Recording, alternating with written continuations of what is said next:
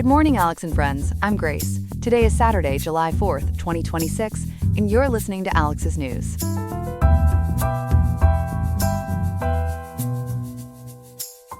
Riverside will see a high of 88.1 degrees today with a low of 63.3, so enjoy the mild temperatures as you celebrate Independence Day. We have a packed show for you this morning. We are examining the serious allegations of fraud and corruption leveled against Freedom 250. We will also analyze the details surrounding the pardons granted by Donald Trump to individuals convicted of violating the Clean Air Act, along with several others. Beyond these major reports, we have a variety of other stories from around the world that we will be covering as we look through the day's biggest headlines. There is plenty to get to as we navigate the news cycle together.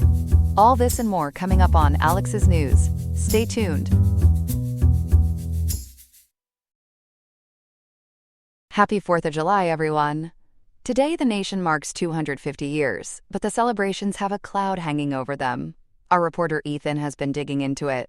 Ethan, good morning. What's overshadowing the party? Good morning, Grace. So this should be a purely joyful day, the country's semi-quincentennial. But instead, there are serious allegations of corruption, fraud, and ethics violations. They center on something called Freedom 250, a public-private partnership set up by the Trump administration.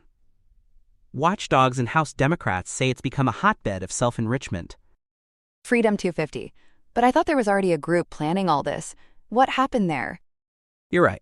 For a decade, the planning was handled by America 250, officially the United States Semi-Quincentennial Commission. That was a bipartisan body created by Congress back in 2016 and signed into law by then-President Barack Obama. It had 10 years to get ready. Then President Trump came into his second term and issued an executive order creating a White House task force and this new partnership, Freedom 250. So the president essentially built a rival to the bipartisan group? That's how ABC News frames it. The creation of Freedom 250 effectively abandoned America 250. Control of the celebrations shifted to the executive branch, with the task force board staffed by cabinet secretaries and the vice president, and the president himself serving as chair. Critics point out that structure has no congressional oversight built into it at all. And there was money involved too, right? Where did the funding go? There was. The One Big Beautiful Bill Act, which Trump signed exactly 1 year ago today, on last year's 4th of July, allocated $150 million to the Department of the Interior for anniversary events. But here's the striking part. That same law struck out all mention of the original bipartisan commission. So the money flowed one way, and the old group was basically erased from the text. With two groups now, wasn't there confusion about who was doing what? Enormous confusion. There was reportedly a coexistence agreement where America 250 would handle nationwide city events, and Freedom 250 would manage the festivities in Washington, D.C. But the relationship's been tense. ABC News reports the mix-up got so bad that several artists actually pulled out of the Great American State Fair, which is a Freedom 250 event, because they mistakenly thought America 250 was running it. Let's get to the heart of it. What exactly are House Democrats alleging? Democrats on the House Committee on Natural Resources put out a report calling Freedom 250, quote, a hotbed of corruption and self-enrichment, end quote. The core allegation is that the administration used the charity status of the National Park Foundation, which is a 501c3 nonprofit, to house Freedom 250 as an LLC. And that setup, they say, lets the organization dodge congressional scrutiny and keep corporate donor names and amounts hidden from the public. That's a serious claim. What specific behavior are they pointing to? A few things. First, donor manipulation. The administration is accused of pressuring donors to give to Freedom 250 instead of America 250. In some cases, ABC News reports, they handed out Freedom 250's banking information to donors who'd actually intended to support the bipartisan commission. So money meant for one group got quietly steered to the other. And you mentioned taxpayer dollars earlier. How much are we talking? Federal grant records show the Department of the Interior funneled at least $68.3 million in taxpayer money to the National Park Foundation over the last year, all to support what are described as A250 events. So on top of private corporate money, there's a substantial stream of public funding running through this same nonprofit structure. That's what has investigators concerned. Could any of this actually be illegal? The House report suggests it could be. It raises the possibility of wire fraud, charitable solicitation fraud under federal law, and violations of District of Columbia solicitation laws. Now, these are allegations, not charges. But the report lays out a legal roadmap of where these actions might cross lines. That's why it's drawing so much attention on a day that's supposed to be celebratory. How is Freedom 250 responding to all this? They're pushing back hard. A spokesperson named Danielle Alvarez called the claims, quote, categorically false, end quote, and dismissed them as a, quote, partisan smear, end quote. In supplemental findings, Alvarez argued that America 250 had spent over $120 million across 10 years with, quote, nothing to show for it, end quote. Her basic point is that the American people deserved a better celebration than the old commission was delivering. Beyond the political fight, what are the ethics watchdogs saying? Groups like Citizens for Responsibility and Ethics in Washington have labeled Freedom 251 of President Trump's, quote, pet projects, end quote. And ABC News notes something eye-opening about the fundraising. Freedom 250 solicited tiered donations ranging from $500,000 all the way up to more than $10 million. And it went to corporations that hold significant government contracts. Which companies are we talking about? Some very big names. Palantir, which provides multi-billion-dollar AI and surveillance contracts. United Airlines, which holds numerous Department of Defense transport contracts. And two major defense contractors, Lockheed Martin and Boeing. So these are firms with a lot riding on their relationship with the federal government. And they're being asked to bankroll the president's signature celebration. What do those companies get for writing those checks? The benefits include branding, VIP access, and private receptions with President Trump himself. And the largest donors actually get speaking opportunities at the 4th of July celebration in D.C. That's why the law firm Skadden issued a memo advising its corporate clients to make absolutely sure no, quote, quid pro quo, end quote, existed before donating, given how much scrutiny Freedom 250 is drawing from Congress. You also mentioned a foreign gift earlier. There's a ring involved?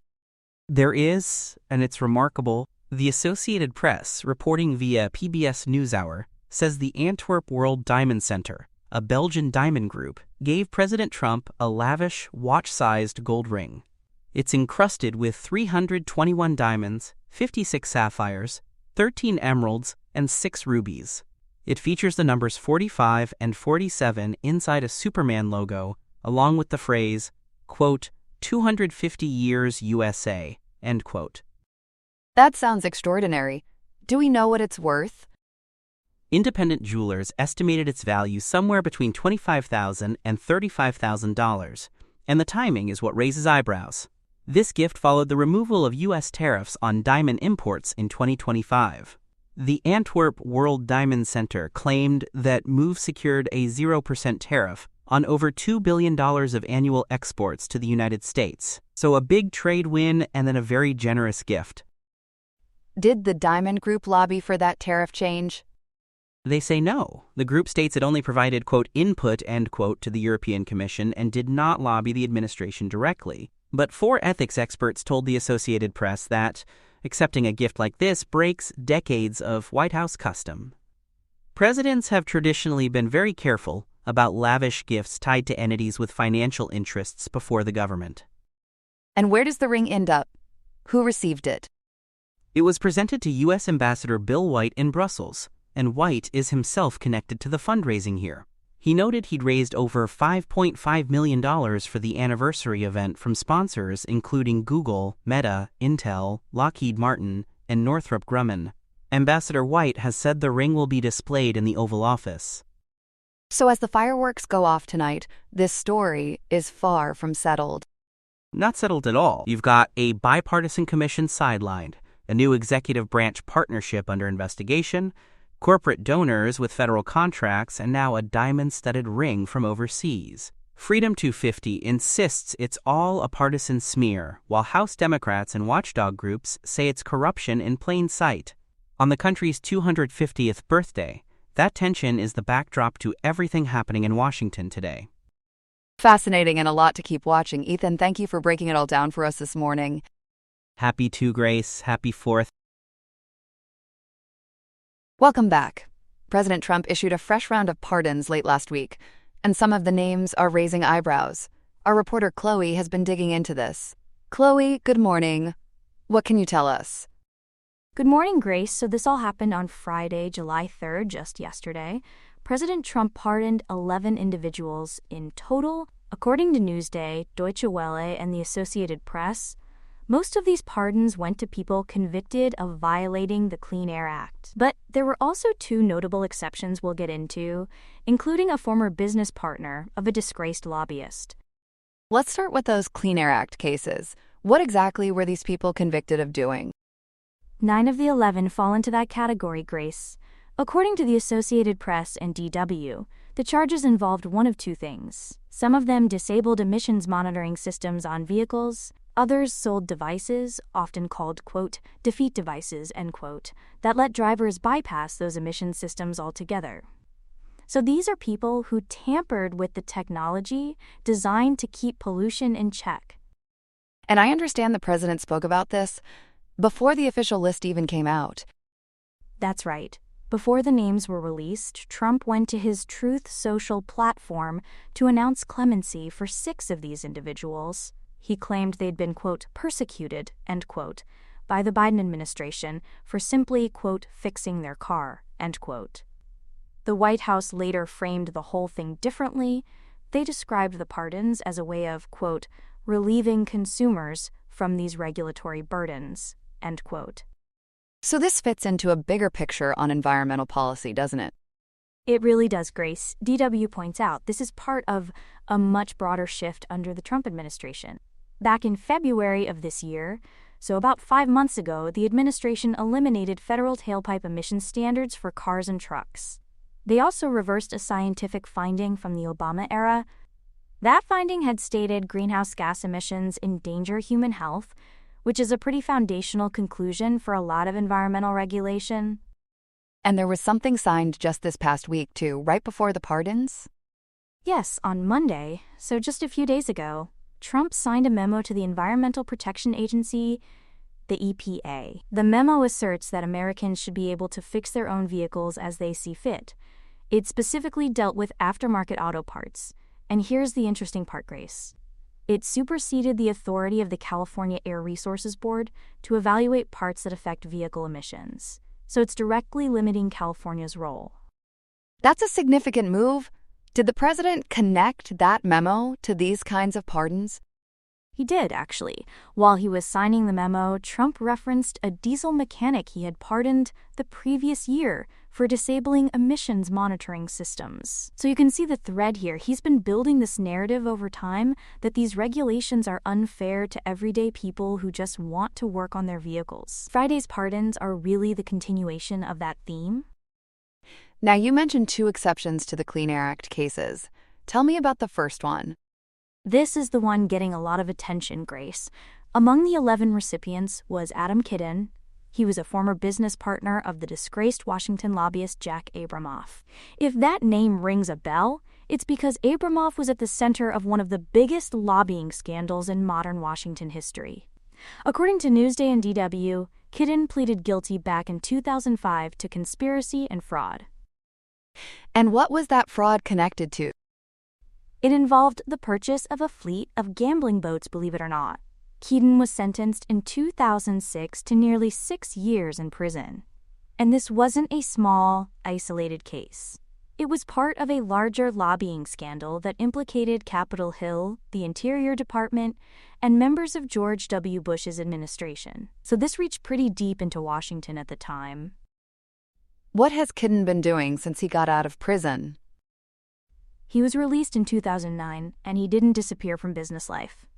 He founded Chartwell Staffing Solutions, and he currently serves as the president of Empire Workforce Solutions. But here's the detail Newsday really highlighted, Grace. In March of this year, just a few months ago, Kidden was reported to be one of the hosts of a fundraiser at Trump's Mar-a-Lago resort. That fundraiser was for a Republican congressional candidate from Long Island. So there's a political connection there that's worth noting. Exactly. Now, to be clear, no one is drawing a direct line between that fundraiser and the pardon. But Newsday flagged it because it gives listeners important context. Kidon wasn't just a random name on a list. He had a recent, visible connection to the president's political world. And that's the kind of detail that tends to draw scrutiny when pardons are handed out. Let's turn to the final pardon. This one was a ranch owner, correct? Yes, the 11th pardon went to Jack Harvard, who is a ranch owner. President Trump praised him quite warmly. He cited Harvard's, quote, upstanding record, end quote, following his conviction. And Trump specifically pointed to Harvard's generosity.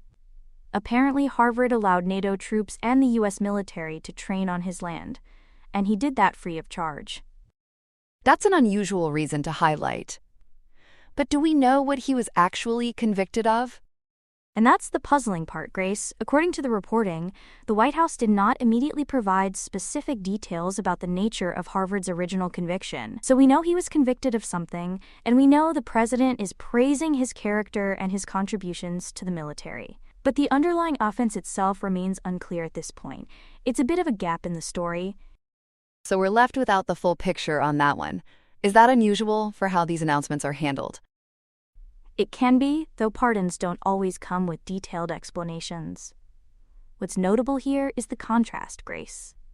For the Clean Air Act cases, we have a clear rationale tied to policy. For Kidon, we have a documented court history. But for Harvard, the public praise is specific, while the conviction details are missing. That kind of imbalance is exactly what reporters will keep asking about in the coming days. Stepping back, Chloe, what's the through line connecting all 11 of these pardons? I think the environmental angle is really the heart of it, Grace. 9 of the 11 are directly tied to the Clean Air Act, and those pardons line up perfectly with the policy moves we've seen this year. The elimination of tailpipe standards, the reversal of that Obama-era health finding, and Monday's EPA memo. Trump is sending a consistent message about vehicle regulations. The Kidon and Harvard pardons stand a bit apart, but together they show the range of this particular batch. And is there any indication of what comes next on this front?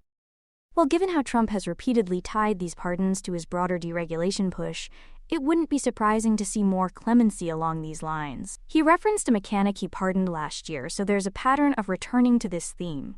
For now, though, the focus is on these 11, and especially on getting more clarity about Jack Harvard's case. I expect we'll learn more as the White House responds to questions. Really helpful reporting, Chloe. Thank you so much for breaking all of that down for us this morning. My pleasure, Grace. Always glad to help make sense of it. That was our reporter, Chloe, with the latest on President Trump's 11 pardons issued Friday. We'll keep you updated as more details emerge. Stay with us. Here are some other headlines. It is a scorching start to the weekend, and the weather is certainly bringing the heat. Approximately 160 million Americans are currently under major or extreme heat warnings. In New York City, things reached a boiling point on Friday, July 3rd, with the heat index hitting 105 degrees. The Big Apple is trying to keep its cool by opening cooling centers and extending public pool hours. Elsewhere, a state fair had to put things on ice, postponing its event until 5 p.m. as temperatures climbed toward 102 degrees. The heat is even raining on the parade in the Capitol, where the annual Independence Day parade in Washington has been canceled for Saturday morning. The World Cup is also feeling the burn. In Miami, Argentina and Cape Verde faced a real pressure cooker, playing in a stadium with a partial roof but no air conditioning, and a heat index of 100 degrees. Meanwhile, France and Paraguay are scheduled to face off in Philadelphia this Saturday, where the forecast is a sizzling 105 degrees.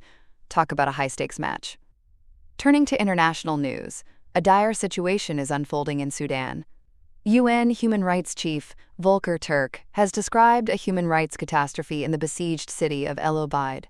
For 18 months, civilians have endured siege-like conditions, including drone strikes and a lack of clean water. Between June 6 and June 28, 15 drone strikes killed at least 45 civilians and injured 41. Reports indicate a grim pattern of summary executions, torture, abductions, and sexual violence. British Human Rights Ambassador Eleanor Sanders warns that up to 500,000 civilians are at risk of atrocities as the 3-year conflict between Sudan's army and the Rapid Support Forces continues. Germany, Ireland, Norway, and the Netherlands are now pushing for an urgent debate in Geneva to address these war crimes. In Monaco, a shocking blast has left officials on high alert. Interpol has issued a red notice for 39-year-old Ukrainian woman Anastasia Berezovska, who is wanted for attempted murder and planting an explosive device. On Monday, June 30th, a remote-controlled bomb detonated at an apartment building, wounding a family of 3 and 2 other collateral victims. One person remains in life-threatening condition. The target was reportedly Vadim Yermolayev, a Ukrainian construction tycoon with Russian ties. The suspect managed to fly under the radar by disguising herself as a man in a bucket hat, but authorities say she remains at large. Prince Albert II of Monaco called the blast an odious act. Finally, we have a few quick updates. There are reports that a third party may have breached the Intercept's signal tip line to solicit whistleblowers. And in legal news, Louisiana's top court has halted the criminal case against the state attorney general. That's all we have for now. Today's episode was made by Alexander King with Claude Opus 4.8, Gemini Pro 3.1, Gemini Flash 3, and Google Cloud Text-to-Speech. I hope you have a great day. I'll see you tomorrow, Alex.